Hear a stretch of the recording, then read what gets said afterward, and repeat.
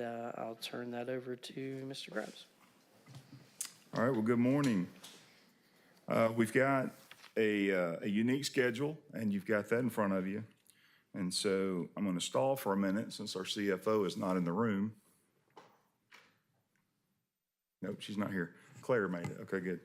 So thank you, department heads and key staff, for being here. This is a good day for us here today, as well as the next budget hearing, number 2.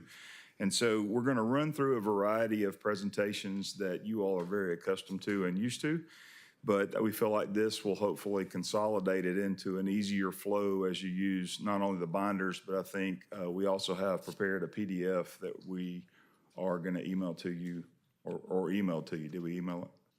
We're going to send that to you as soon as this meeting ends, so you'll have this in PDF too if you want to use your computer. So I want to just start with a recap. Said some of this last night, but for the video and what we're doing, we're videoing these so we have, for the citizens can see, as well as any council members that cannot attend. I know Dr. Middlebrook said he would be watching as he could today from work, and possibly the others. So at that convenience, we want to make sure everything's on the information so they can hear it. But basically, the goal of this has been, we requested through the department heads, because we are new to this city and these operations, we wanted to make sure that we ask for all needs. And I stress all needs that are in each department as we serve the city, because this will help us to understand not only what's needed now, presently, but in the next year to 2 years.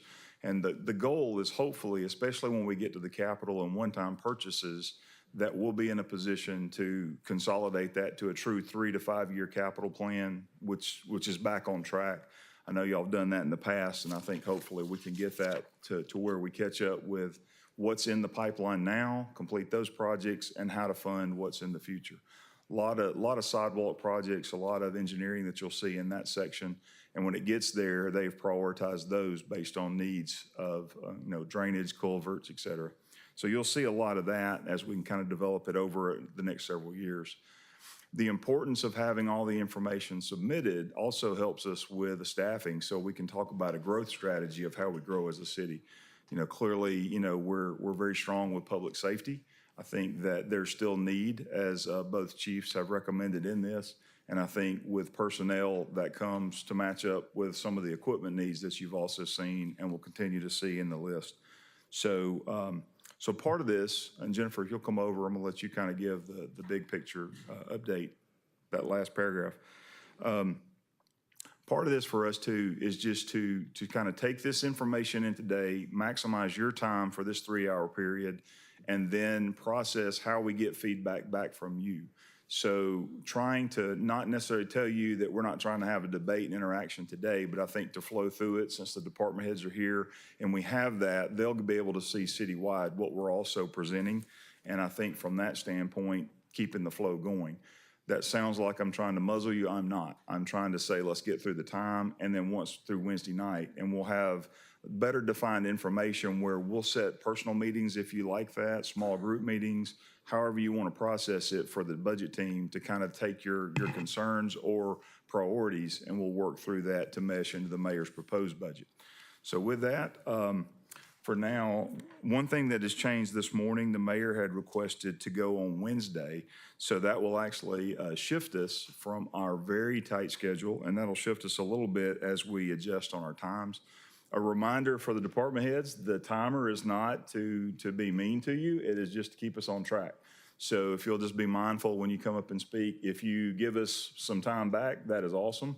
And then we'll stay on track as we work through it, just because we have so many on the schedules for today and for the next hearing on Wednesday. All right, Ms. Jennifer. Okay, so I know y'all have not been in possession of some updates for the current year. We have our 2023 audit complete, and so that gives us a good starting point. What I can tell you just about financial position, because as we think about budget, that's probably top of mind. What do we have that we can reasonably spend? I will say that we're in a very strong financial position. Our cash position is very good. We have a lot of money invested that's currently earning interest for us. And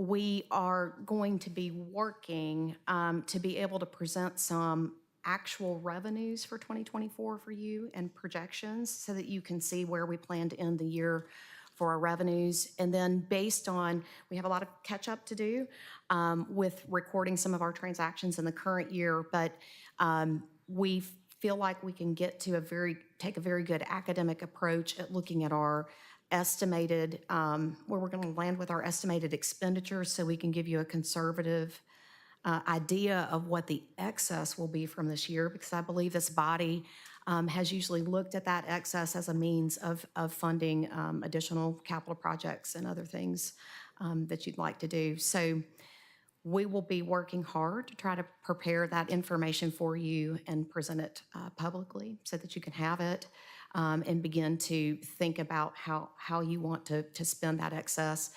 There, of course, would also be the option of determining to use part of the unassigned fund balance to do things too, and that would just be one of the options that the body would have to decide on.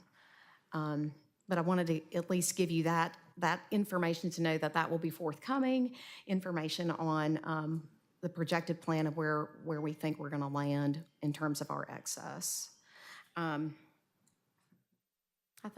I think that's it. We are excited about building our, I think that's, yeah, sorry, that's my phone over there. We are trying to build our teams. You're going to notice some personnel requests in the budget. I don't want to steal my own thunder for when I present my budget request, but you guys already know that I've asked for some additional positions. But I think as we build the team for moving forward, we have a lot of hope of what we can accomplish this coming year. So thank you for listening to all these requests. So Ken, am I to introduce the first person, the first department, Mindy? Okay. Come on up, Mindy. Sorry. You're sitting there for some reason. That's all right. Good morning. So I'm just going to talk about your binders real quick and just how to look through them. We have a summary sheet, first and foremost. First, you have a tab for every speaker that'll come before you today. They are in order, so hopefully that is very convenient for you. So all you really have to do is kind of follow along and flip through each tab as people are talking. So if you'll turn to the front section, and I don't have it on the projector just because it's a little busy on the screen, but as you look through it, if you guys will look through it with me, if you look at, in the very front section, you should find a sample, which is basically a blank form with some fake numbers in there. I did that so that you could really see just the template itself without a lot of extraneous information, because the form can grow if someone has a lot of requests. So it can be a little busy when you first start looking at it, but we wanted to bring some consistency, and then we really wanted to be able to synthesize and help you guys take in the totality of the requests. And it's quite a job to look through all of these and figure out what people are asking for. So hopefully this is helpful. If you find it useful, then we're gonna continue on, and we'd love to get feedback and make sure that we improve on this process each year.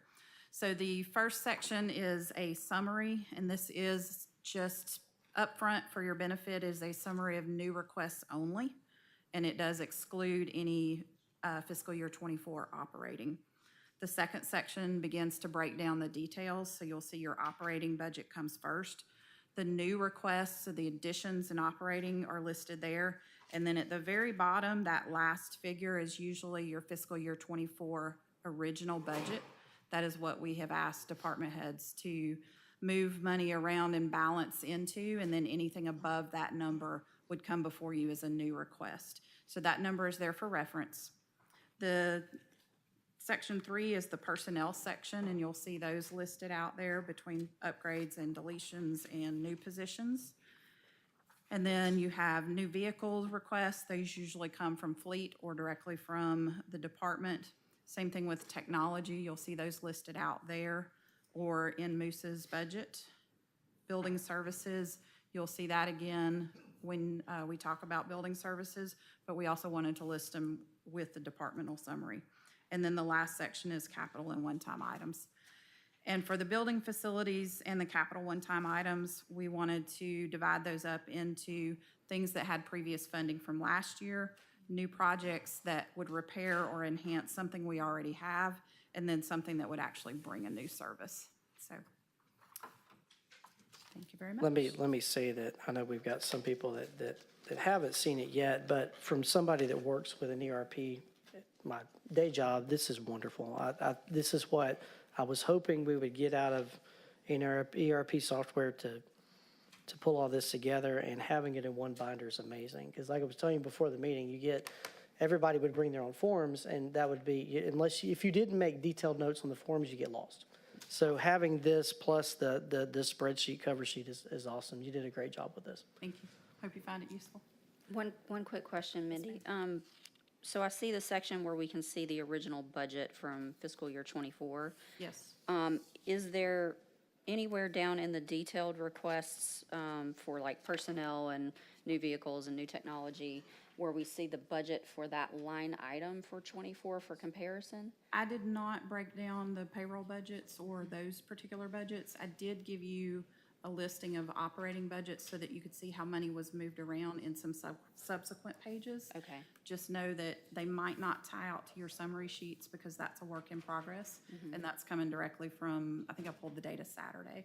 So tried the best to go through what departments gave us along with what Claire's recorded in the meetings that we've been in, and tried to just make sure I'm collecting everything. Okay. And then begin to sift through it. So we're happy to answer any questions and provide any additional information that you can think of too. Okay, thank you. Thanks.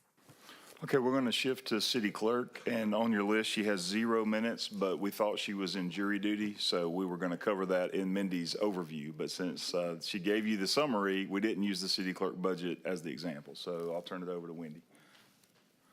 I have very minimal increase this budget year. It's around $5,000, as you'll see in there. I tried to adjust what I could to cover it. We have municipal elections next year, so increased part of that is to make sure that we get all the training for the municipal elections. And then also, the legislature passed a bill that has municipal officials through the league starting after the election, trainings implemented. So this will cover it if you all would like to actually go to the trainings before the election.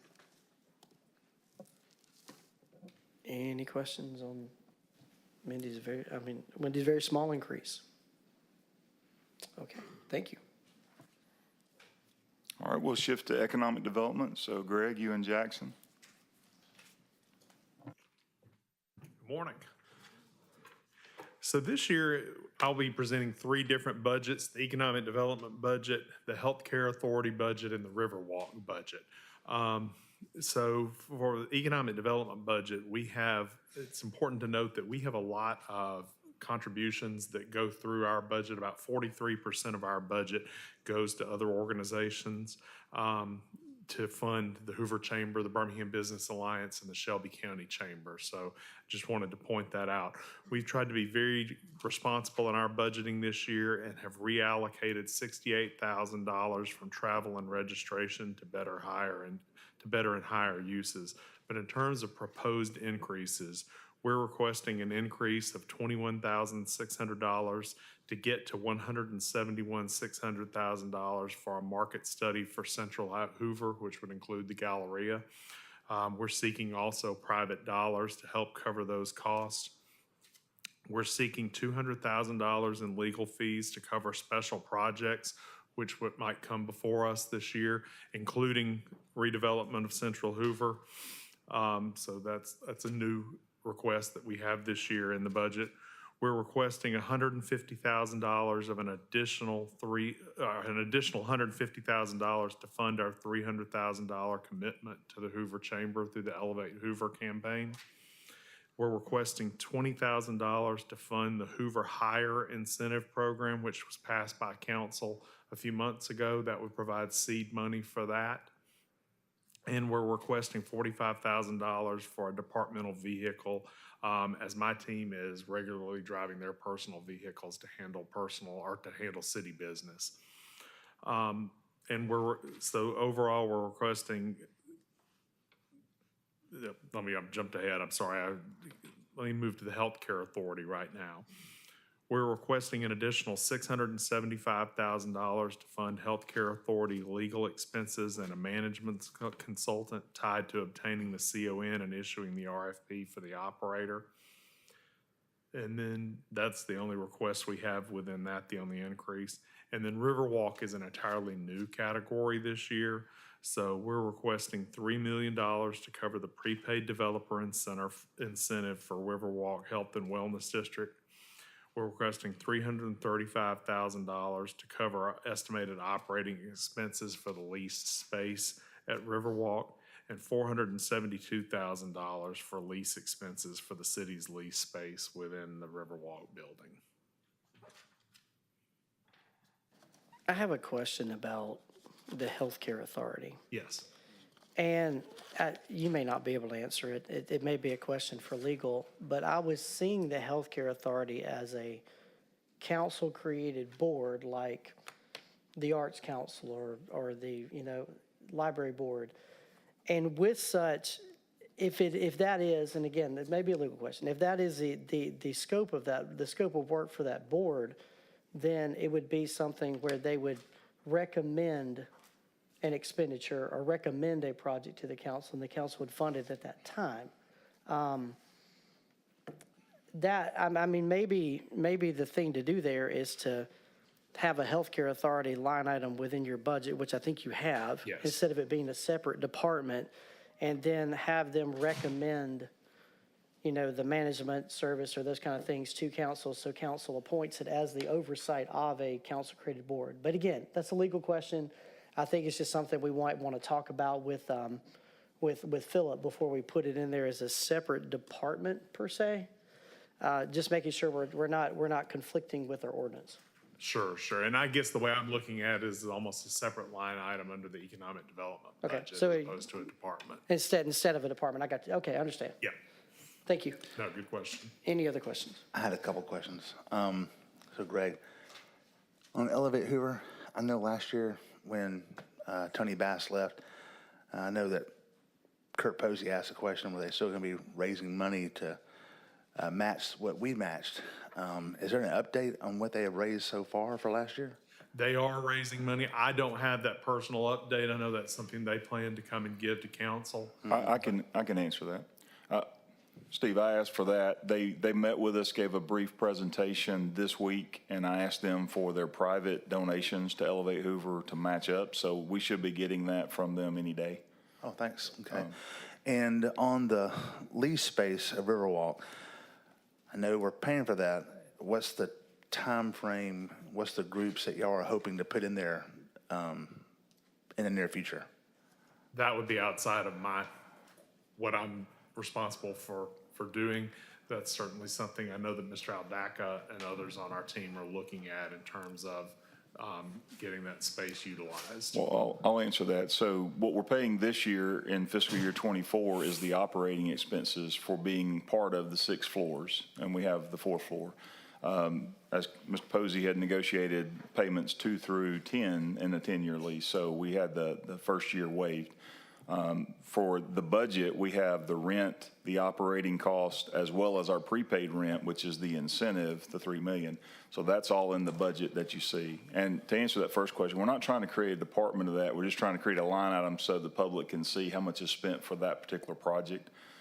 So that'll actually help accounting-wise at least show within economic development, since it is an economic development project. The answer is we're working with that agency that's currently a tenant in our public safety building, and that would be the #1 priority. And the timeline of that triggers after September 18th if we receive the CON. Okay. But back to Elevate Hoover, if we can get those numbers, that'd be helpful. I think it's important to see where the leverage is on private dollars to match up with the $300,000 a year investment. So clearly they understand that, and that was the first thing I asked them to provide us with some other information along with that program for accountability. And then maybe also on the legal services, I know we just authorized $500,000 just a few council meetings ago. And now that we got the okay from the challenge. The administrative law judge's opinion, yes. Okay, so the extra $650,000, is it really going to cost that much? I mean, I'm not a lawyer, but I mean, that's a lot just to Well, Ms. Driver's a liaison like myself and that board sitting in those meetings. And I think so the first step is we're still plugging through September 18th. And then clearly we're working toward the next step for legal is the RFP. The RFP process, the selection of operators for not only the ambulatory surgical center and the diagnostic labs, so which could be more than one or could be the same. But there's a lot of legal paperwork to make sure that that all works out with the healthcare authority and the owner of the building. So with that, I imagine those leases are part of that estimate as we move forward into this fiscal year 25. So it's, the carrying cost for this to the citizens due to the delay of the intervention has been costly, and that's unfortunate. And it's also cost us in time, which has delayed the rent. And so unfortunately, that's the reality of where we are with what just ended with the administrative law judge's opinion. Okay. If I might just add a little piece to that on the legal fees piece, right now we are still opposed.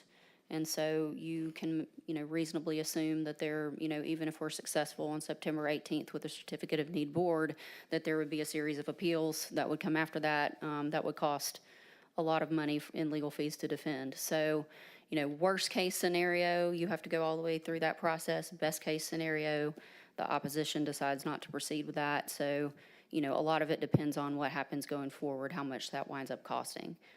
And then I did have a couple of questions too. So sort of similar to Councilor McClinton's question about the operating expenses and lease expenses being in the economic development budget. So I understand including the incentive payment as part of the economic development budget. It does seem a little unusual to me to have the operating expenses for the lease space and the lease expenses as part of the economic development budget, when really that is something we're looking at as an operating cost for the city to offset other space and be able to gather revenue from whoever we might put in that space if we do rent it to a third party. So I'm curious about why we're choosing to put it in the economic development budget. I think that's a very good point, that we can adjust it to wherever appropriate, since I don't believe we rent a lot of property in the city in this case. And so there would be expenses and potential revenues coming in. So that can be adjusted. I think for now, we're just trying to keep the simplicity of the line item so everyone can say, how much does Riverwalk cost? And you've got it all kind of lumped together but we can adjust that as needed, I'm sure. Is that? All right, that's all the questions on this section for me right now. Anyone else before we move to fire? All right, thank you. Thank you.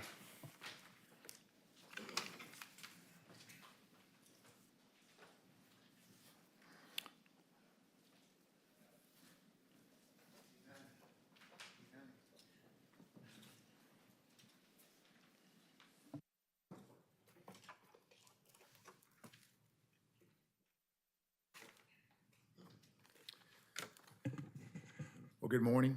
Certainly appreciate this opportunity to be able to present the budget proposal for the fire department for 25. I certainly appreciate Mindy and the work you did to put this together. We had a binder that we went over with Ms. Cornett and Mr. Grimes a month or so ago, and she was able to kind of cook that thing down so we can follow this together. And so I'll present this as quickly as possible, and at any time you have a question, if you want to ask a question, I would entertain those. If you look at the top right on the first page, we have $3,082,688.74 increase above last year's budget. 1.4 million of that is apparatus and equipment, and we'll cover that in just a few minutes. But I want to start with the operating expenses. Operating expenses, we're asking for $162,963 more than last year. And three of those categories are super important to explain. $81,441 of that increase deals specifically with three things that we can't control at all. One is Jefferson County's pro rata. The pro rata is a fee that we pay per citizen that lives in the city of Hoover that resides in Jefferson County. That was voted on by the mayors last spring. It went from $1.34 per person to $1.84 per person. And we have 65,000 plus or minus individuals who live in Jefferson County who live in the city of Hoover. So we're asking for $33,641 for that additional increase. Also for hydrant rental, as you well know, we have two types of hydrants within our city or categories. One is private hydrants and one is public hydrants. We rent our public hydrants from Birmingham Water Works, and typically we spend about $350,000 annually on hydrant rental to Birmingham Water Works. And they had a rate increase. That rate increase is calculated to be $17,800 additionally from last year's budget. And I don't know if that's exactly right because, as you know, when we have planned unit developments and contractors build these facilities, they put hydrants in and they pay for the first 3 years' rent on those hydrants. And after 3 years, they roll off and the city assumes those if they are public hydrants. Well, with that being said, we don't know exactly how many of those hydrants will roll off, but we do know that the $17,800 is their request in additional funding. When we talk about public and private fire hydrants, private hydrants are hydrants that sit behind the vault or a meter on the customer's side. For instance, a shopping mall may have 15 hydrants in the shopping mall, and that shopping mall's owner is responsible for the maintenance and care of those. Even though we flush them and paint them and do all those things, if something happens, they have to have a private contractor to repair those hydrants. Same thing with the city of Hoover. We have multiple private hydrants that the city is responsible for in our city. And in the past, a few years ago, we used to have about $20,000 to $30,000 in an account to repair those hydrants that are on city property. That money was removed, and so we don't have money available to repair those. Just last year, we had $29,000 worth of hydrant repairs that were required on city property, and that money had to come from the fire department's budget because there was no money to do that. So we're asking for $30,000 for that. Uniforms, our uniforms have gone up astronomically. You know, we changed uniforms a few years ago. We're using a fire retardant material uniform, which is required. We're very pleased with those uniforms. They hold up better, they look nicer, but just the pants themselves have gone up $40 per pair of pants. So we're asking for an additional $20,000 in increase for uniforms as well. Managed services and accreditation manager training. This deals with our accreditation process, and this year, December 3rd through the 6th, we'll go back through our next 5-year strategic plan, and that is part of the contract services for that particular application. And also, we have training for our new accreditation manager that will have to, that person will have to do.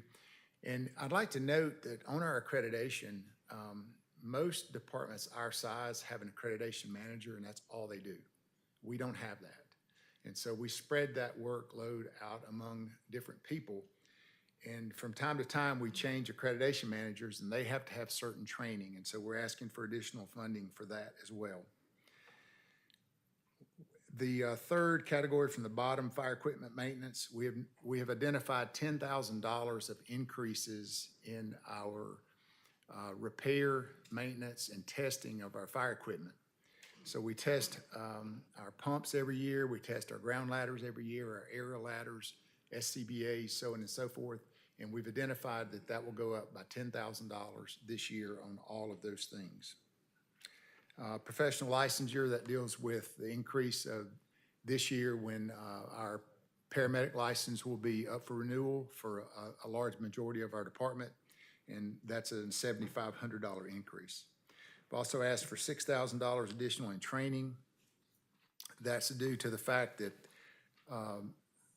a lot of the firefighters that we're hiring now are non-certified, which we're happy with.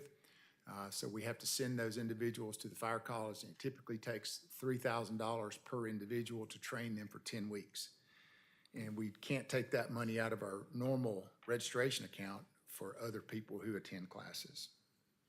On the second page, the top two ask for $5,422 additional money in EMS supplies. That deals specifically with transporting. And then also with the Birmingham Regional Emergency Medical Services System, we ask for an additional $5,000 for their fees as well. So that concludes the operational side of it. The next category down on the second page deals with personnel requests. And I'd like to skip that for a second and come back to that last. The second category down deals with vehicle requests. So this year, we're asking for an engine and a transport unit. And I want to say to the council and to the mayor's office, over the past 3 years or so, we have really been able to catch up on some things, and we've been able to purchase that, and that's due to the support from the mayor's office and the council for appropriating that funding for that equipment. National standards, national best practices say to keep frontline engine companies in service for 10 years and then rotate those to reserve status. For a rescue truck, they recommend 5 years, and for a ladder truck, they recommend 15 years. And so we got off that schedule for many years, and we're kind of back on that schedule. We have 9 pumpers that are engines that are in service every day. And so if we purchased an engine every year, we would be able to keep that rotation appropriate, and it would be able to spread it out where we don't have to buy a bunch of apparatus at the same time. Our rescue units, happy to say that this past year, Jefferson County donated a new rescue truck to us, and we're very grateful. That truck's in service at Rescue 5. And then this year, we convinced Shelby County to do the same. And so they've ordered that truck for us as well, and it'll be here in about 18 months. And so we're asking for an additional rescue truck. Now, I know if you look at the pricing, an engine is $1.2 million, and a rescue truck is $400,000. In 2016, we changed our specifications on our apparatus, on our pumpers specifically, and we scaled those things down. We wanted a low hose bed, we wanted a short truck, and we wanted something that worked. Nothing fancy or frilly. We purchased 2 of those trucks for the high 400s. And then we saw the trucks go up to 640, and then they kept creeping up. And the last engine we bought that's on order now was 677, and now we've been quoted at 1.2 million. Our staff has really worked hard to put this together for you. I know that some people say the budget just kind of stays flat, but we really try to do our homework and research to make sure that you know what we're dealing with. We've looked at other manufacturers. We've looked at Pierce, which is the leading manufacturer in the United States. Their pricing is exactly where this pricing is, with a 48-month delivery time. There are other apparatus that are out there that are not custom to how we build our apparatus that are a little bit cheaper, but not much. And we're still having 24 to 36 to 48-month delivery times. Our rescue trucks that we're using, nothing fancy. I know that people have said in the past that we could probably get by with a van as a transport unit. I'm totally against that. I don't think that's safe. Our firefighters and paramedics are cross-trained, so in vans, they don't have space to carry air packs and turnout gear and the tools and equipment they need to fight fires. And so the trucks that we buy are tandem axle trucks. The boxes can be taken off and re-chassied. And that is the safest vehicle for the patients. And it's also safe for our firefighters as well. Those trucks were anywhere from $230,000 to $260,000, and now they've gone to $400,000. There are other trucks that are out there that are $550,000 that people around us are buying. So I want you to understand that we're trying to buy the trucks that we need, not anything super fancy. I know there has been talk from the council, and I don't overstep my bounds, Mr. Grimes or Ms. Cornett, but I know there has been talk about using or utilizing the transport money to help pay for these apparatus. And I think that's a fantastic idea. That way that money, that 1.4, 1.6 million would not have to come out of operating. I think that's a great idea. Chief, would you like me to pop in Yes. and explain?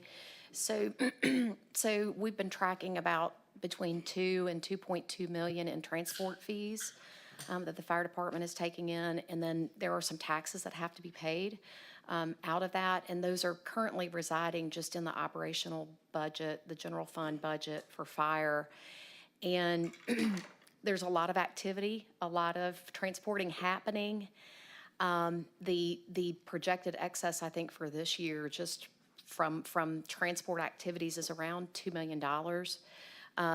Those activities are creating a lot of wear and tear on the equipment. And so we believe that it makes a lot of sense to kind of set those funds aside in a particular, what we call organization, so that the fire department can have those funds available to replace the rescue units and components. It seems like a smart idea to us to match those revenues with the using up of those fire implements. And I think Chief had said that if that could be done, then most of the capital requests for replacement of capital items for fire could be handled through that. Is that?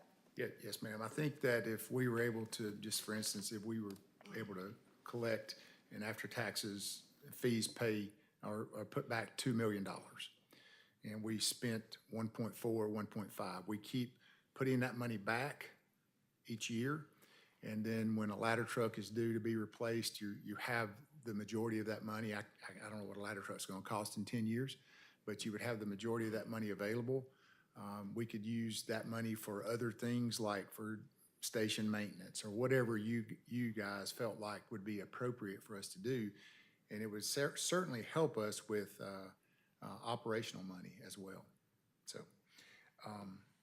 that's where we are on vehicles. I'm not gonna spend a lot of time on the third category, technology, 92,500, that deals with our new First Do software. It deals with different tablets and stuff that we use for EMS reporting. And so that's just a common expense, and I think Moose Cope will go over that thoroughly. Buildings, facilities request. This is a biggie for us. A few years ago, Mr. Charles Yates took over building facilities, so he took over the 11 fire stations, and I want to say that he's done a great job of that. He's limited in what he can do with his personnel and the funding that he has. I want to commend our folks at the fire department level. Our folks do all the grass cutting, all the landscaping, painting, pressure washing, the daily maintenance. They keep those fire stations up immaculately. I dare say you would go to a fire station anywhere around and find it as well kept as ours, and it's due to our folks and Mr. Yates. I would say that we need additional money. What we've tried to do over the past several years is look at projects as we need those projects to occur and kind of map those out for 5-10 year process. But when we don't have funding for those and it goes 2 or 3 years, then those projects back up. And it's simple things like a fire station that's been in existence for 27 years, it needs some updating in the kitchen, or it needs showers are leaking or whatever, concrete's busted. And so those things, and I'm not gonna go over every one of those, but you can see those. Basically what I took were the things that we asked for last year and the year before that have not been completed, and we just put those on the list for this year. And so we made great strides in a lot of things that we have done. Mr. Yates has got us on track, and Mr. Aldaka, Colin Connor with pine straw. I know that's just kind of a big thing. It was a big controversy. We use a lot of pine straw because we keep the fire station flower beds looking nice. And so Mr. Colin Connor was able to save us money on that. Mr. Aldaka with all of our service contracts and pest control and so on and so forth. So that system with Mr. Yates is working. But this is just additional money that we need to take care of some special projects at fire stations. On the third page, there is capital and one-time requests. Just a few weeks ago, we were approached by Jefferson County EMA about some gaps in our siren emergency warning areas. I know some cities are, they don't like to use early warning sirens and stuff, and everybody's got an app and those type things. My position on that is we have a lot of outdoor spaces and we have a lot of parks, and we think that it's important for us to keep those early warning devices active, and Jefferson County does that. And they have somehow took control of some of the sirens in Shelby County, and they're moving some of those sirens into our city. And so they asked for $24,000 to help with those projects. They want to put a early warning device at Veterans Park, which we do not have now. And so we think that that's an appropriate project. The next things below the fire siren upgrade is basically dealing with accreditation, one-time things.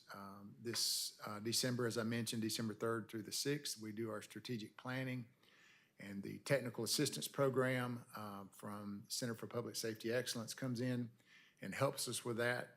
And then there are additional things that we're doing. So this coming year in '25, we'll work through our accreditation process again. And then in '26, we'll go back in front of the commission for reaccreditation, which will be our second time.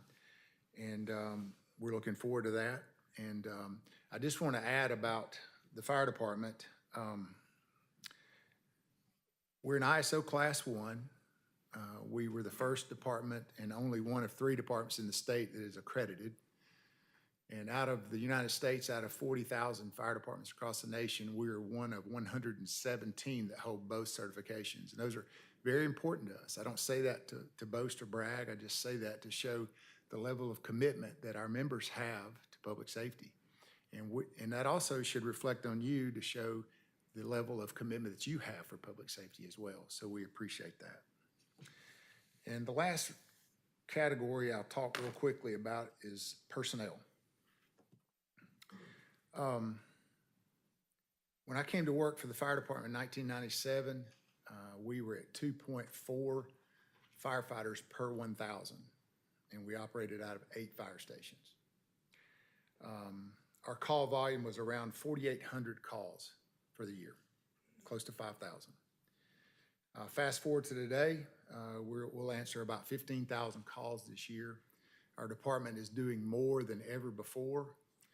Just 2 years ago, 2.5 years ago, we started full EMS transport.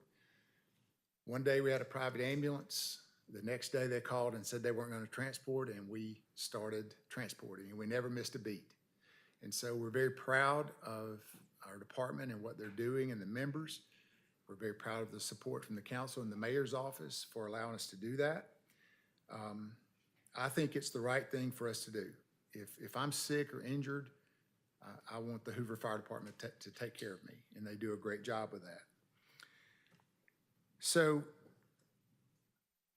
at the time, in 1997, we had 2 engine companies that had 4 people on it. And we eventually got to where we had 3 engines with 4 members on it every day.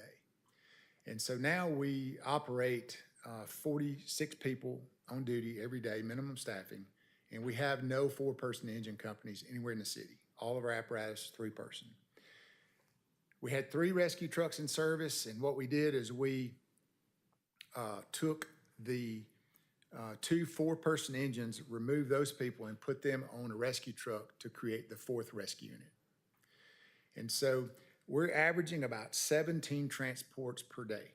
That's 15 to 17 transports per day. I didn't look at the stats before I came this morning, but that's a very close number to how many people we transport a day. Our hospitals are, not all of our hospitals, but some of our hospitals are a good travel distance away, and so we have some return times that take a little bit longer than we wanted it to do. So we think it's appropriate that we request 7 people, 7 firefighters, to put a rescue truck in service at Fire Station 3 in River Chase.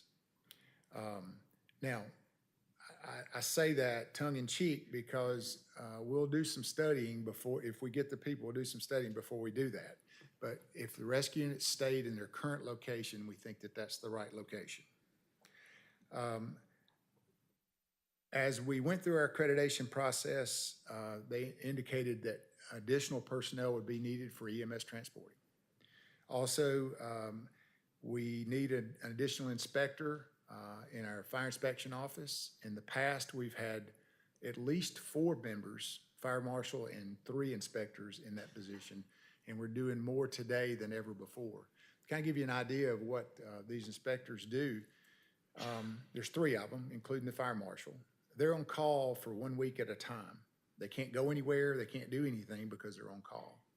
And so every 3rd week, they get a week off. And so not only that, but just the number of inspections that they have to do and the number of things that I want them to do in the community is overwhelming. That person would also help us with maintaining our fire dues and taking care of some of that stuff that's overwhelming to us as well. And also, we're asking for a civilian position to assist Tori in the office with different administrative functions.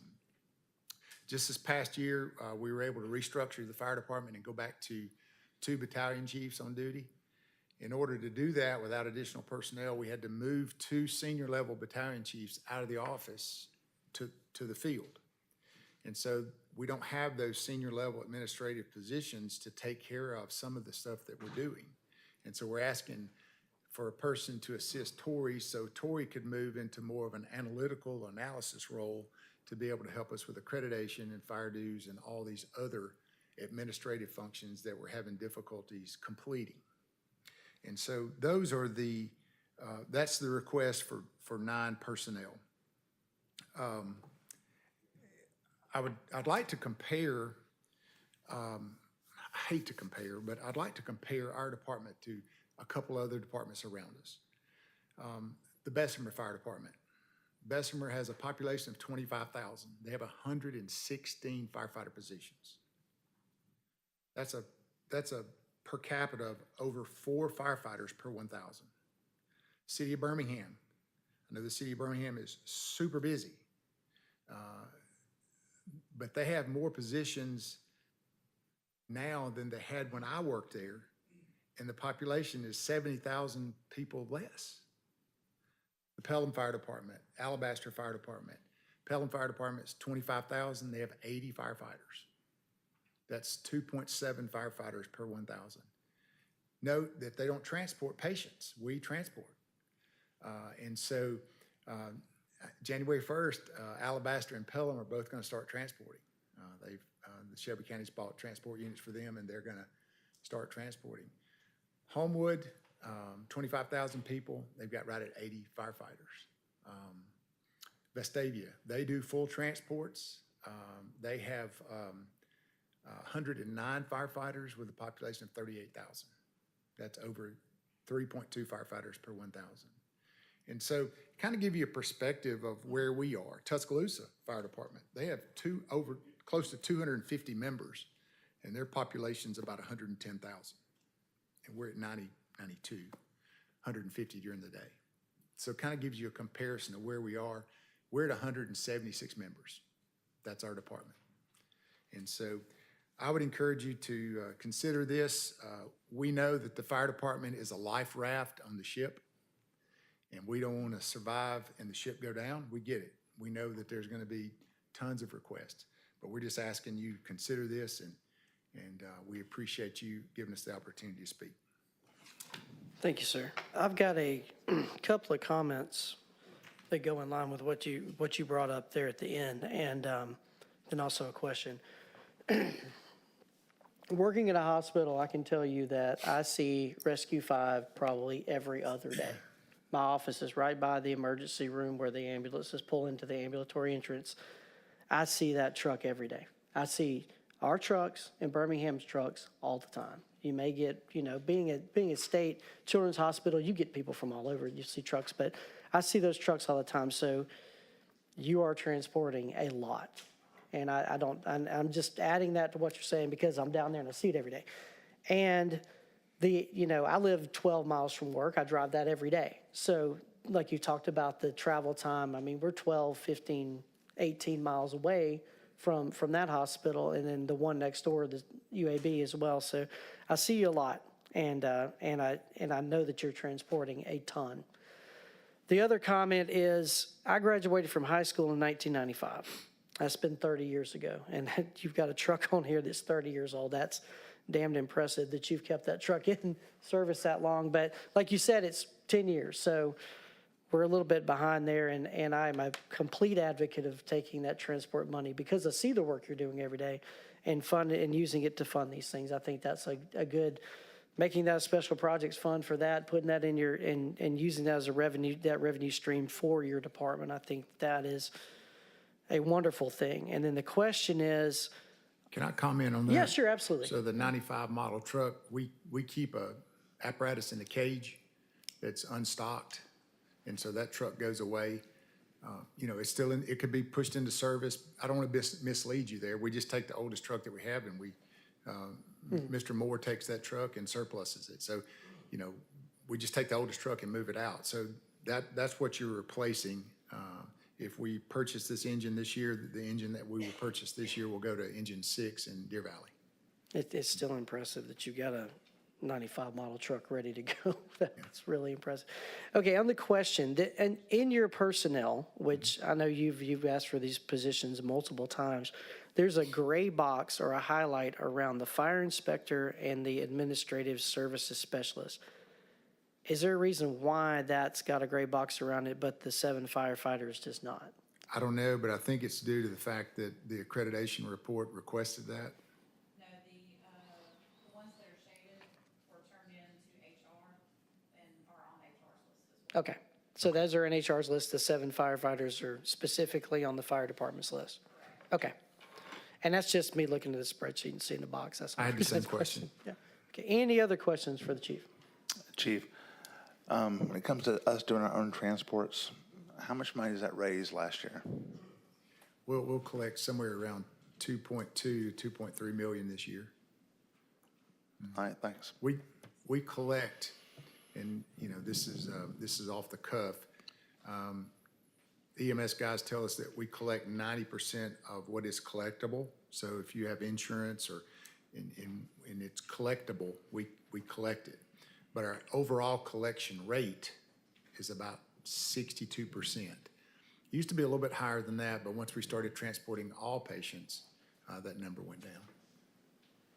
I just want to say on that, that's like revenues, like expenses. So with the transport fees, if you are receptive and we're able to do that, they'll build that fund because we're buying equipment that takes 18 months to 36 months for delivery.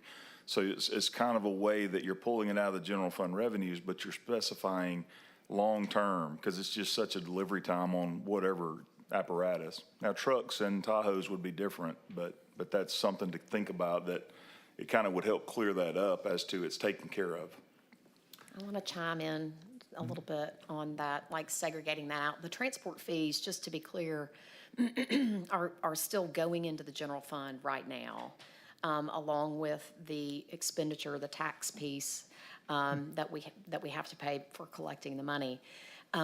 What we're suggesting is putting it into a different organization within the general fund that will allow the balance to roll over. So it would operate similarly to library, similarly to the budget stabilization fund, where you have that balance that rolls forward if it's not used.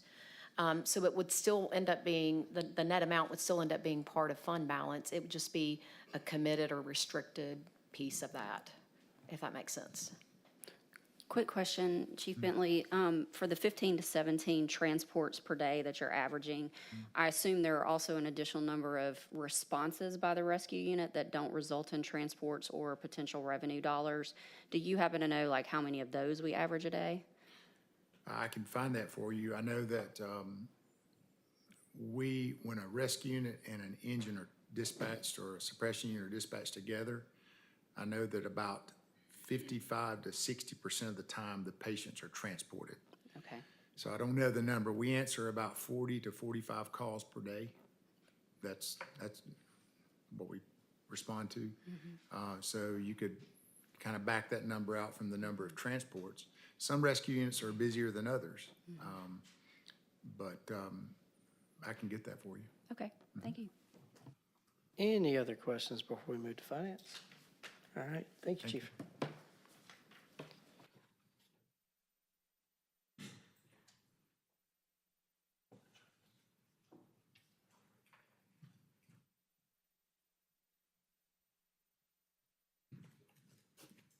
Okay. Thank you.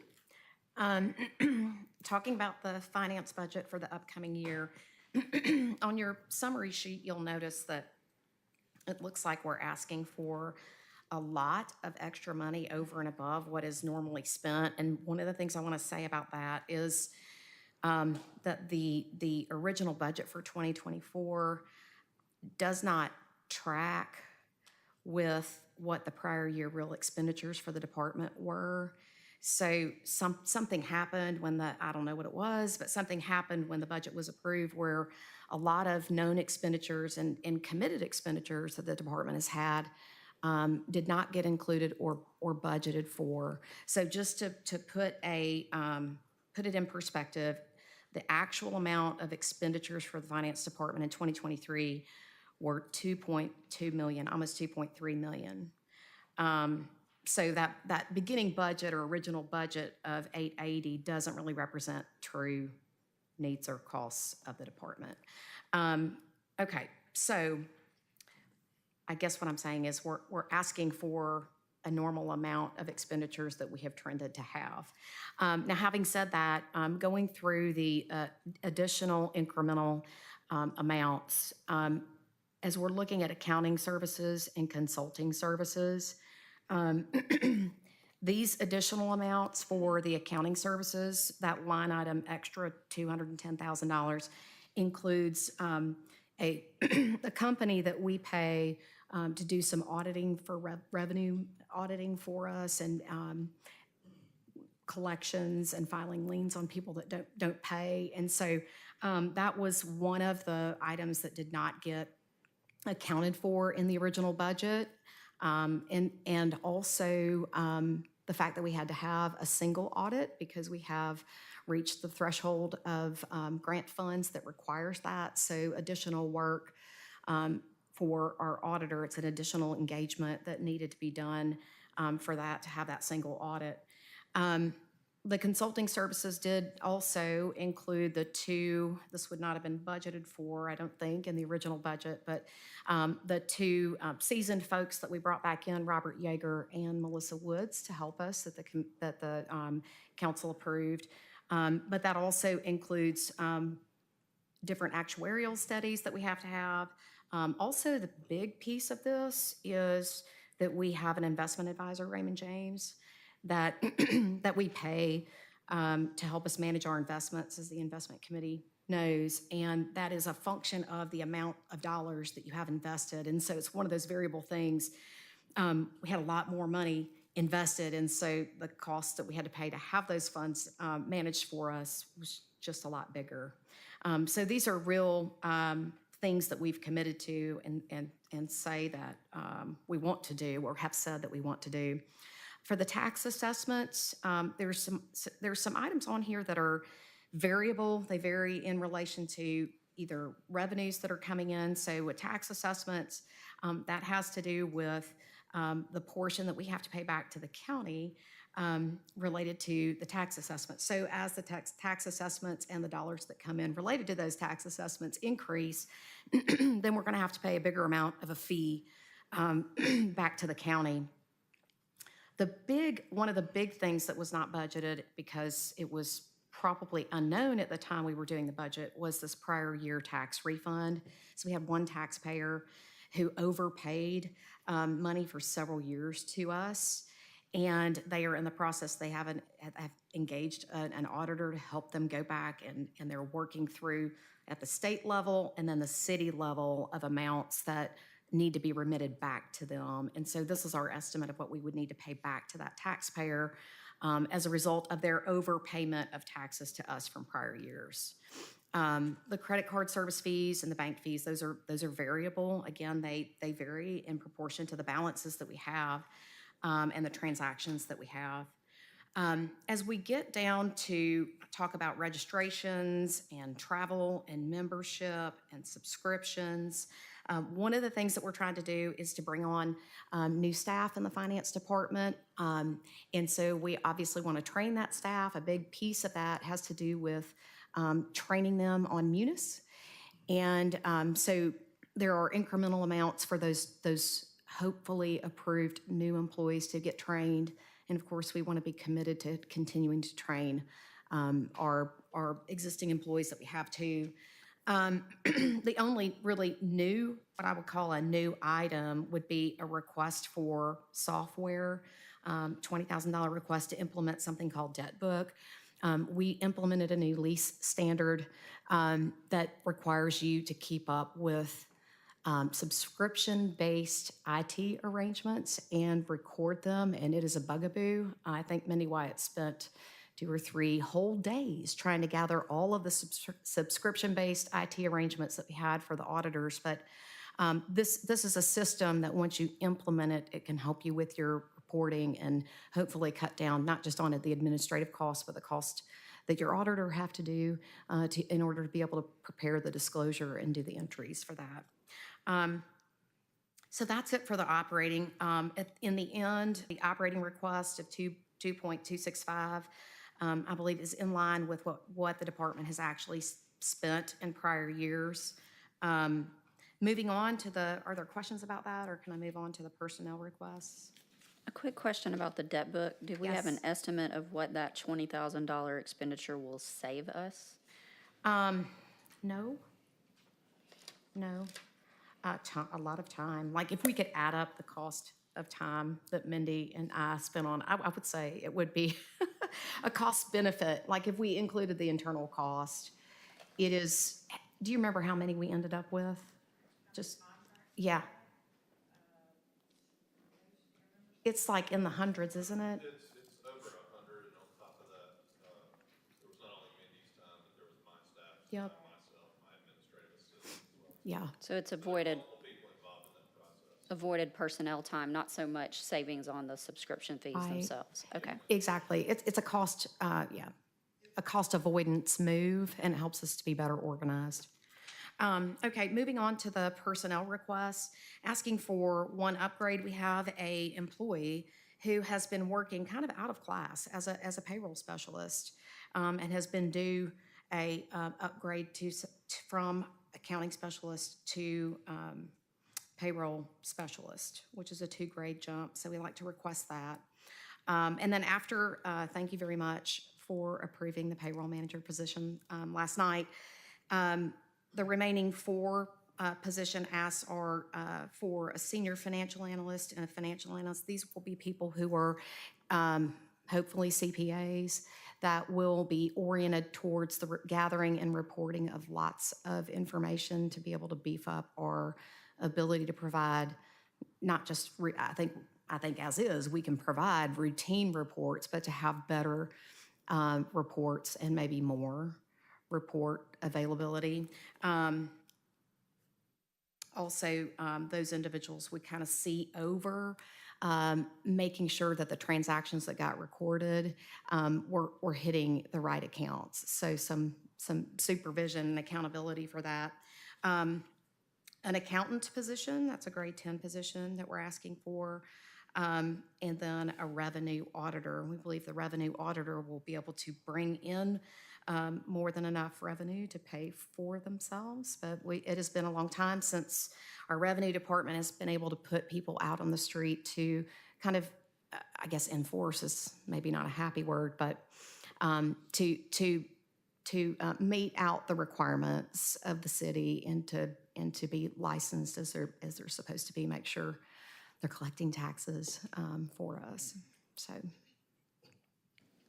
So, Hang on. Go ahead. I got a question after the, go ahead. so to piggyback on top of that, Yes. we're gonna have somebody knocking on doors? Yes. Well, visiting places to make sure that they have a business license and make sure they're set up. At present, we have one revenue auditor now, but because of the staffing in the revenue department, she's been pulled into doing back office stuff. And so by hiring another revenue auditor, we can get both of them inside, have a dual role of being both an auditor, helping people comply with our laws, because sometimes that can be the biggest barrier is people don't understand or don't know. Small business owners have a big task of trying to figure out how to do all the right things. So we can definitely make it easy by having easier. I do think it's a customer service facing position. As a small business owner, the capitalist in me loathes the idea of someone knocking on my door. But if we can make sure it's a customer service thing, This would be where you're in business and you're appropriately paying and doing everything right, and the guy next door, is not. So we go visit him Right. in a very tactful and positive way to help them understand how to be a great corporate citizen. yeah, with the emphasis on being positive. Well, I do think, and Ken Davidson is the director of our revenue division, and he is very oriented towards customer service and tactfulness. And Virginia Foster is the revenue auditor that he is currently in the position. That's definitely the tone that is used. Help me help you. Yeah, because I can see it getting out in the public pretty quickly that they'll knock on your door to make sure you pay for your business license, but if your trash is not picked up, then good luck. So that's just me, Right. so, but I get that, thank you. Get it? Several years ago, last term, we did a number of studies on staffing and salary. And if I remember correctly, the study said that in terms of our finance positions, accounting and revenue, everything, we were 9 people short. This right here goes a long way to getting back up to and filling those positions, because you're adding a total of 7, is that correctly, plus the one you did last night? So these, Six, right? six. Yep. do you anticipate after you said you talked about building your team, you talked Right. about building teams in general through adding positions. Do you anticipate coming back with those other 3, or are you going to look at this for an amount of time and see where you are and determine whether you need the other 3 that were recommended, I think, in 18? I want to be really conservative. So what I'd like to do is try to get this team assembled and then see where we stand. We would also have to figure out like where we're going to put them, if we were to add even more people. But my intention would be to try to fill these positions and see what we can do with that and then go from there. Okay. Any other questions about these? And these are gray for those that are watching online, so that'll also be in the HR report that we discussed earlier when asking that question last time. Any other questions for finance? All right. Thank you for the Mr. Grimes, time. you're up. Thank Sorry you. for going over. Oh, you're fine. We're so close on time. All right, so in the administrator's office, there's a few changes and requests that I would make. And so one of these is in the 10 months of being here and trying to observe and guide, I'm looking for gaps and changes that will create some things. And overall, I don't envision a lot of requests needed to change in operational how we're doing things, but I do see some things that will help significantly improve from the leadership team down as to how to do that. So let me talk first.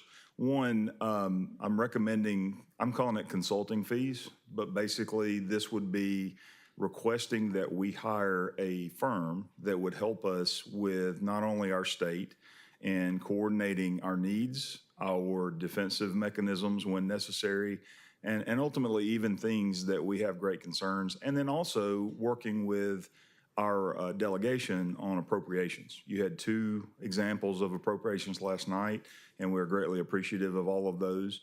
But what does happen a lot of times here is that someone may appropriate something for $10,000 as an example, but the project cost you $100,000. So in that sense, I want to kind of get it to where we prioritize what it is that we're seeking to accomplish, where we could use those funds and or any other agency funds such as state tourism or such, as we've worked with, agencies like the SEC and stuff. So this would do a lot of those things and represent us predominantly at the state level.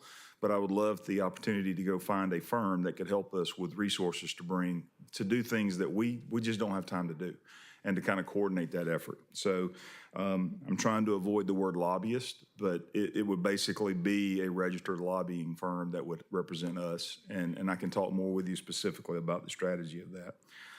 For currently, I think we have the job position finally posted for the marketing coordinator.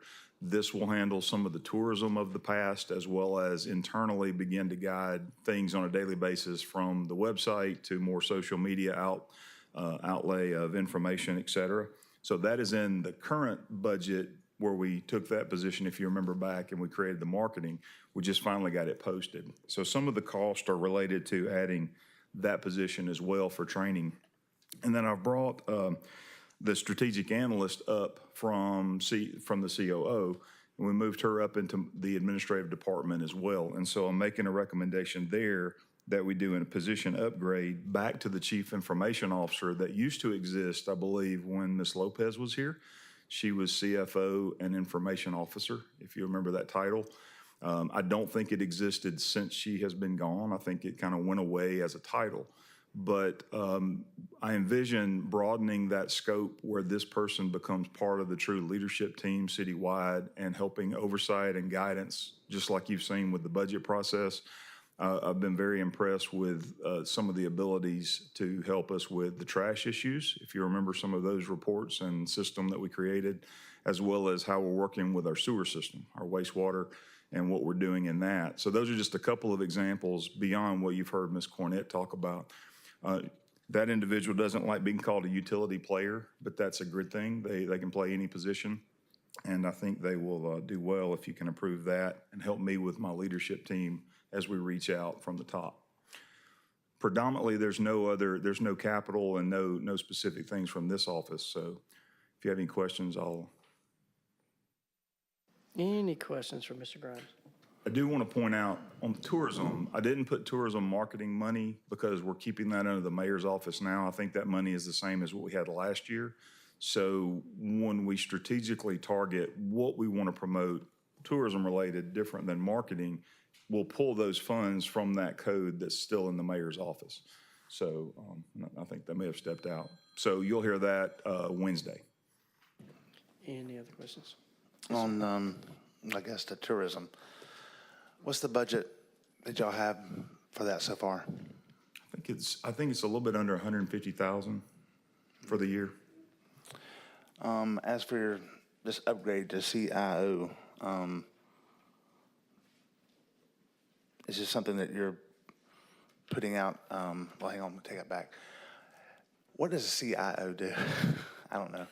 Well, I think right now you have a lot of information. So let's just take it from that. In many cases, people define it to say IT.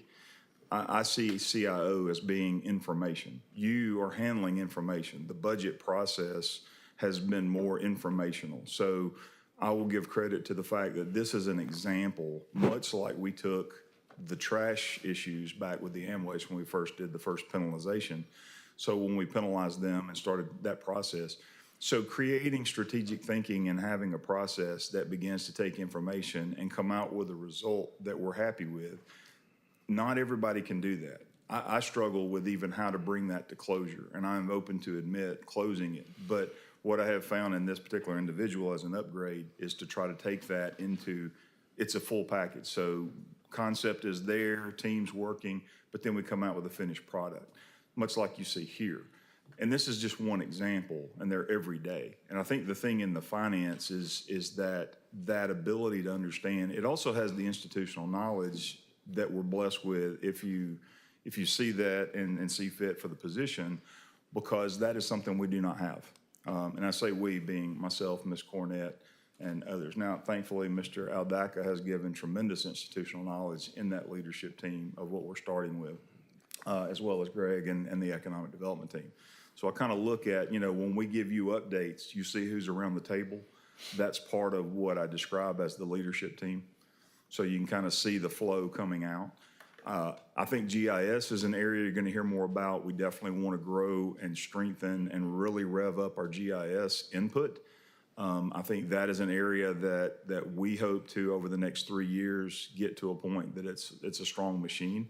That would be under that guidance from a standpoint of, much like I mentioned, probably the IT department under that umbrella, as well as the marketing side, where the marketing position will probably fall because it's information going out to the citizens. And I think we can do a much better job by having a daily focus with that individual and guidance upline of what information's out there for the citizens and making it user-friendly. I mean, right now, I would love to have people not having to seek information. We keep talking the word transparency, but there's no doubt the result will end in more transparency. So I see that with more guidance of the information. It's kind of a broad example, but it's easier if I draw it out. My only concern is that it's a pretty hefty pay raise, and, you know, I'm all for people prospering and doing better, but I know a couple of years ago when we were told, not by you, but by your predecessor, that certain people should get raises, and it kind of backfired. Well, think of what you paid those folks and where we're at today and where we're moving. So we're trying to move forward and not talk about the past as much as we can. And I understand that philosophy, and that's part of where we are with some of the other positions that we have inherited. And so we're trying to repair to create the most efficient organization. And I don't want to bring smoke and mirrors. I'm trying to give you the ability to show you there are examples to show what you have with the current leadership team and how we're growing that. And I've told many of you, I'm trying to identify that for our city, known resources. That means what individuals have what strengths and get them in the right position on the bus, because the bus is moving every day and we got to be in the right position, make sure we're headed the right direction.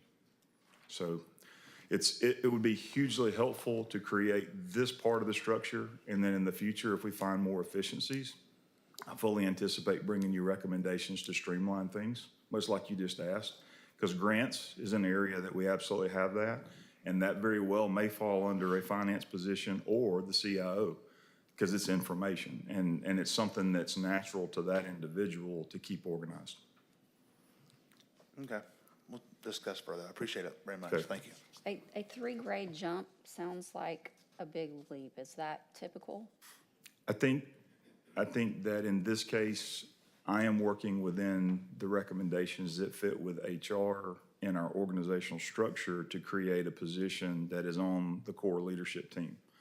And I think that I'm trying to take an individual without throwing that specific too much.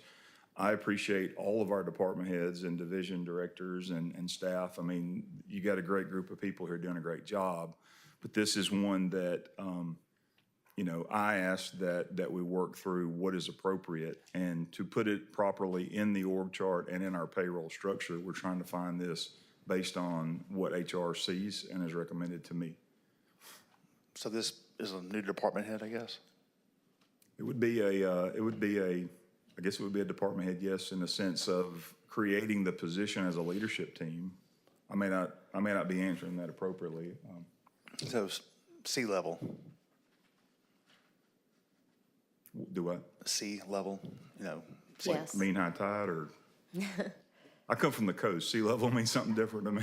The letter C level, like executive. C-suite kind, yes. And basically, you have someone that is beginning to function and is functioning in that capacity for me today and has been for months, and I'm trying to find the way to take it citywide and be more appropriate. And I think that's part of it. The other side for me, I am trying to prepare for succession planning across the board, and I'm trying to position where you all are prepared that no matter what year and date and time in the future, you have appropriate leadership where you'll never be left like you were, for whatever that looks like with different skill sets. Any other questions before we shift gears? Okay, thank you. One question before we move to parks. Housekeeping wise, on the capital items for parks, there are gray shaded boxes and blue shaded boxes. Before we get them up here, can we define what the difference in between a gray shaded box and a blue shaded box is?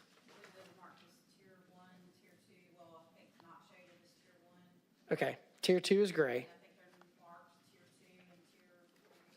Okay. Okay, good, all right. Just wanted to get that out there before we got up there so we didn't stop. Able to define it. Okay. Okay, cool. All right.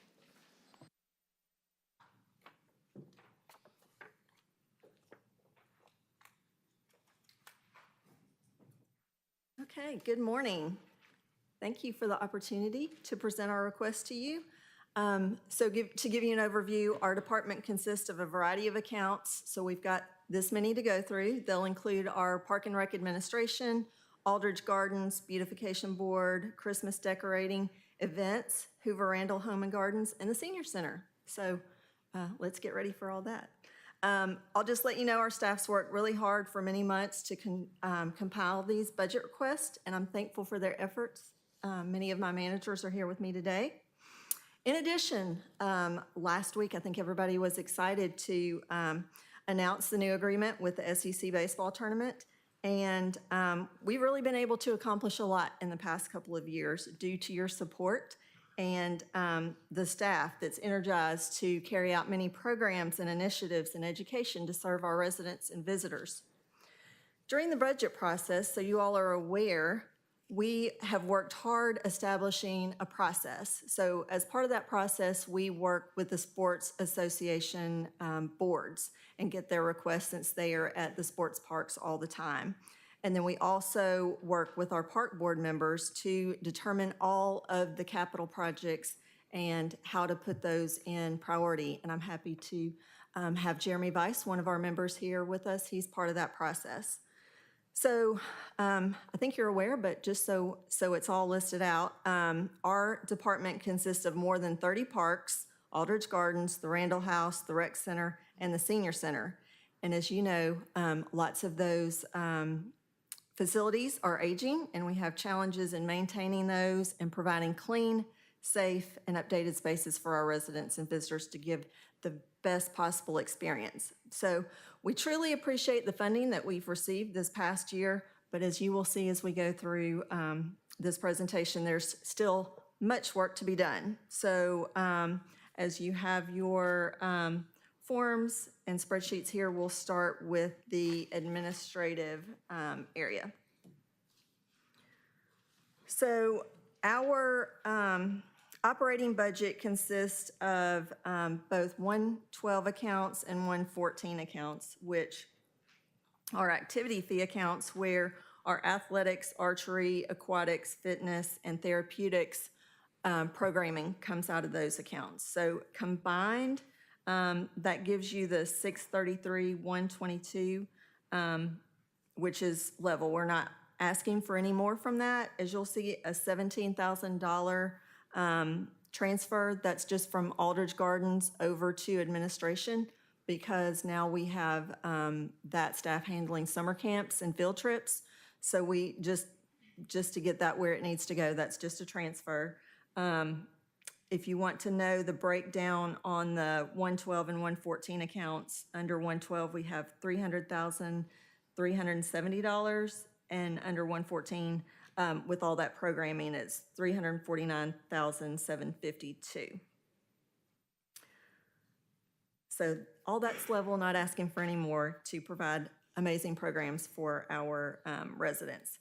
Under our personnel request, honestly, we have had the biggest challenge with our aquatics area. Just so you're aware, this past 12 months, we've got 7 part-time lifeguard positions, and we've gone through 17 staff members.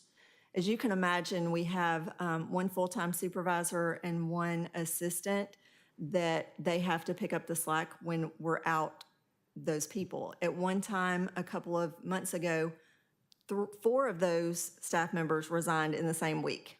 So when you have the rec center open from 5 to 9 every day, different hours on the weekends, that's a big burden on our full-time staff.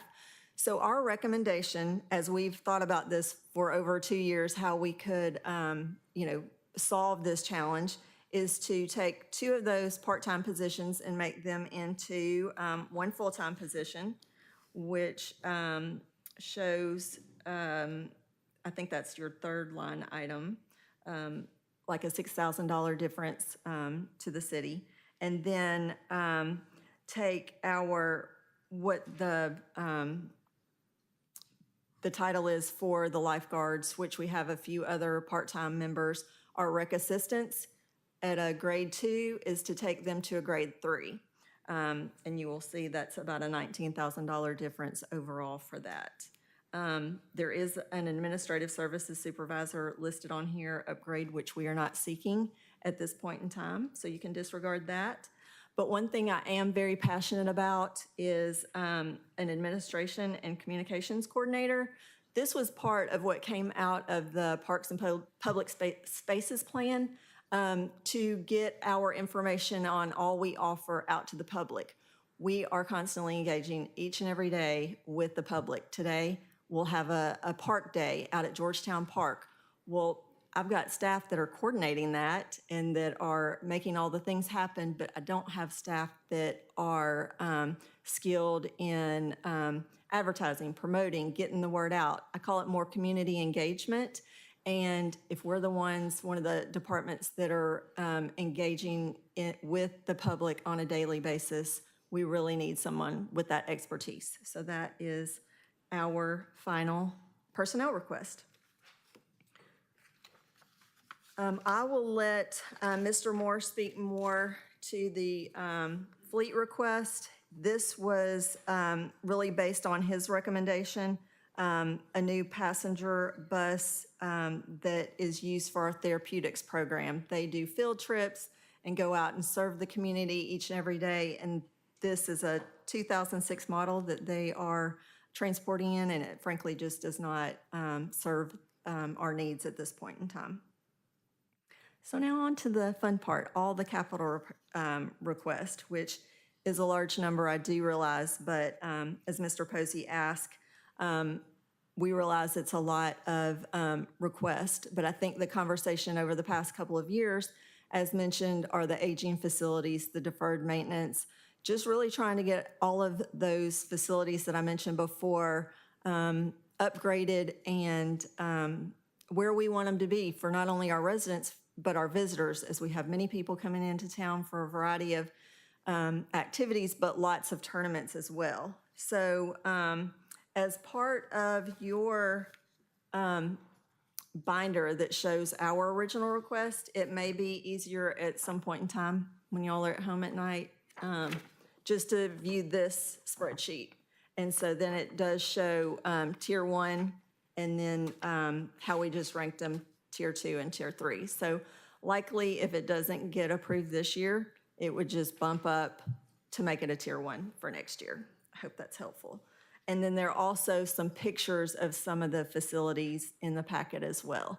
And at any time, if you want to go out and see any of the facilities, we will be happy to take you out and visit those. So some of these requests are also, they're not just park and rec staff members, but also we work hand in hand with park maintenance at the ballparks and stuff. So some of these are their requests as well. I won't go through absolutely every one of them because a lot of them are maintenance, painting buildings. Some of these, as Mindy had mentioned, are building services requests, which I think will be addressed with them later on, like the roofs. At the rec center on the 3rd floor, we really need that painting.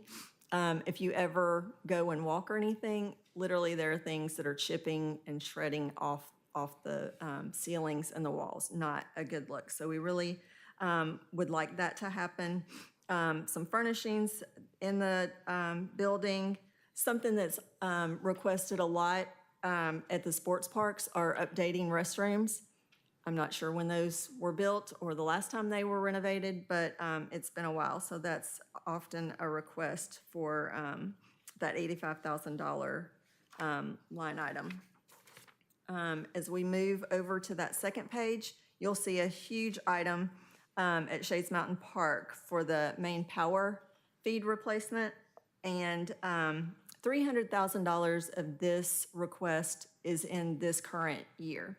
What we found out was we need an additional $150,000 to complete that project. And it's not that it's a total safety issue, but at any point in time, the power could go out and we have no idea how long it would take to restore that. And it is my understanding that this is just something that's been a large capital request for a long time and it's just been deferred over the years. When you see the all parks listed, we really would like to get to the point where we just have some consistent money to do some stuff new in the parks and just have it on the books. Various trail and drainage improvements, asphalt. Asphalt and bridges are going to be a theme in the Capitol this year.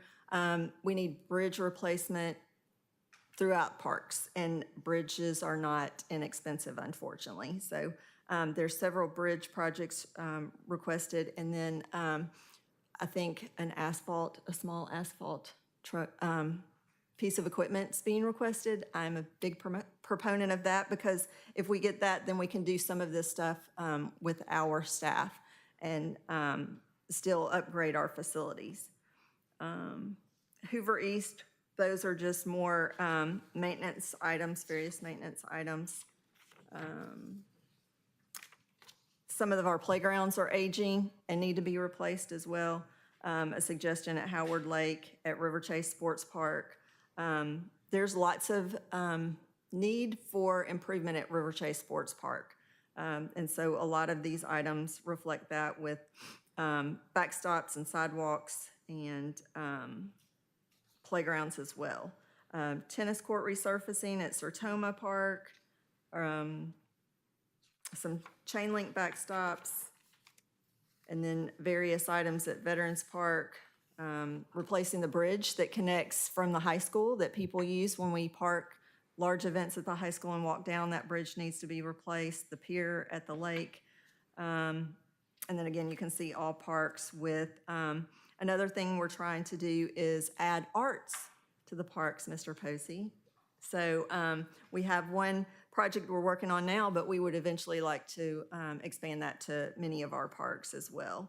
Signage, there's money right now we're working on just entry signs. There's not entry signs at many of our parks, but then once you get in a park, then where do you go, especially if you're on a trail? So signage for that.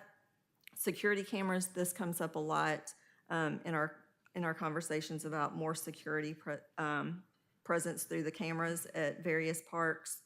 Some batting cages, and then another item that's come up through our park board meetings, various people within the community will come and present different ideas for different projects, and lots of times we're not sure if that's what the city needs or not. And so they would like to have a little money in the budget to do feasibility studies as those opportunities are brought to us.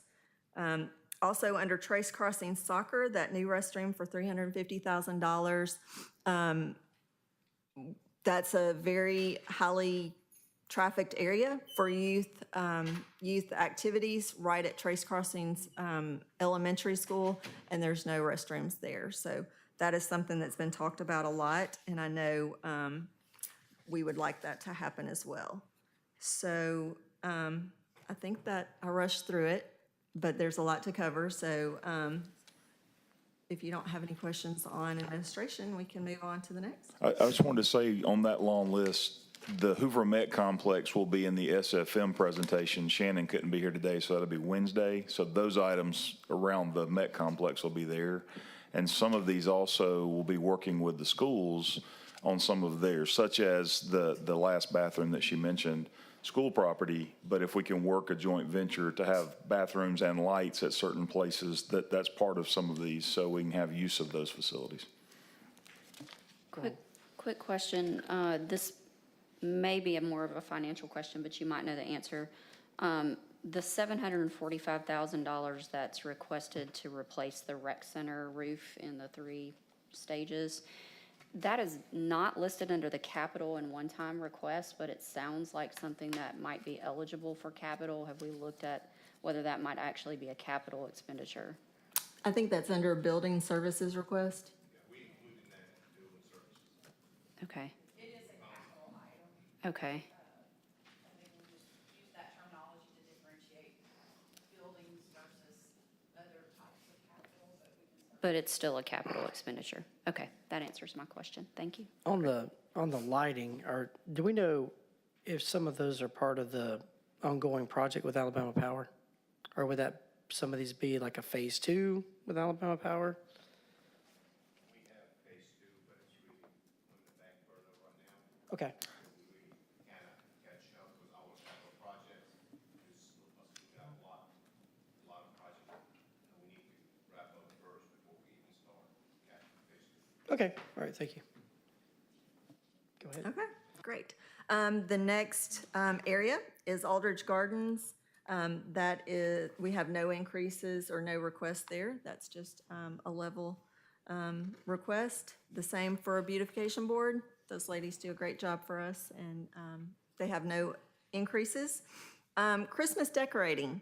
This is, it can be a little confusing just because we have different scenarios. So we have a wonderful tree that we've had outside City Hall for a very long time. Very long time means needs to be replaced. Actually, probably needs to be replaced right now, but we're told that we can use it one more year.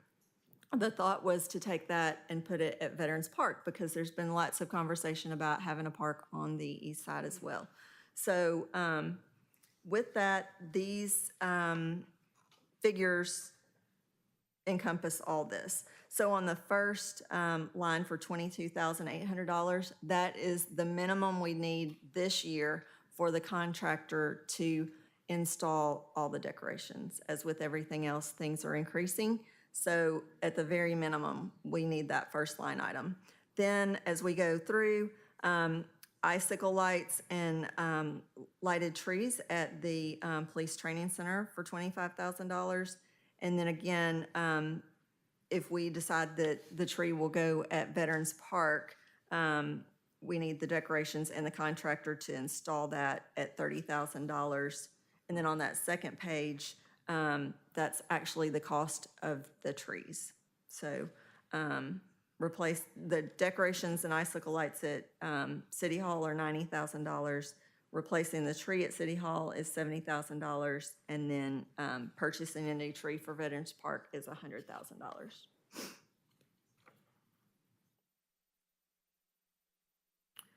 All right, and then under events, there are a couple of requests for increases here, primarily, as mentioned, that new agreement with the Southeastern Conference. 2 years ago, we started working directly with them in managing the tournament, which has brought on additional operating cost on the city side. So the increase of the $228,349 is primarily SEC baseball tournament expenses. And then there's a small request for $4,100 for Miss Hoover as well.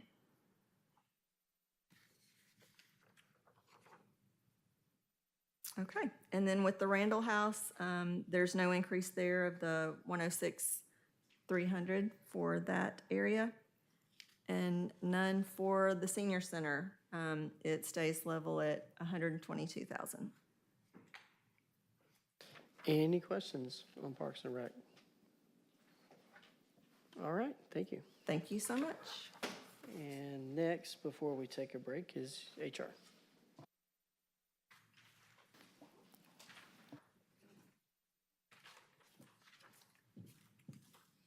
Good morning. So the first part that we have is all of the budget requests. The existing position upgrades, as well as all new position requests, which totals a little over $3 million. So obviously, in the spirit of transparency, what you have is every single thing that was requested citywide, right? Now, through some of the conversations and through the process, a lot of times in meeting with the various departments, what happens is some of these positions have already been nixed by the departments themselves, okay? Now, I also wanted to mention a slight error that was made earlier. I know the question was asked about why one of Chief Bentley's position was shaded. I want to make the point that it actually was submitted to HR. So you'll see it on this list. That was an error, okay? So as far as our department, we are asking for a small increase, and I'll explain why, the total being $12,000, okay? The first one is due to the LinkedIn bill that we have.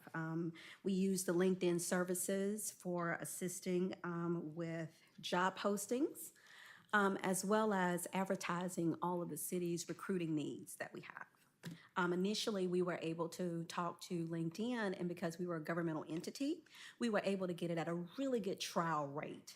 In fact, it was about $6,000. Again, that wasn't truly the cost. It was just something that they offered to us that we were able to negotiate to allow them the opportunity to prove to us that it was a valuable, useful tool. Now, with that being said, the trial period is now up, and so the total amount increase is $10,000 more. The remaining amount, because the total is about $16,000, we were able to use that with our own budget of about $6,000. So again, we're asking for that 10 to be able to take care of that bill, okay? The second part is we have new HR team members within our department. And in an effort to keep them with their current certifications and/or additional trainings, we're requesting additional $2,000 for the total of 12.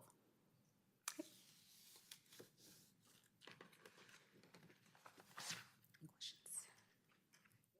Is it? Okay, any questions for HR? All right. We are, So you want to set it for 10 minutes? yeah, let's do a 10-minute break and then we'll be back.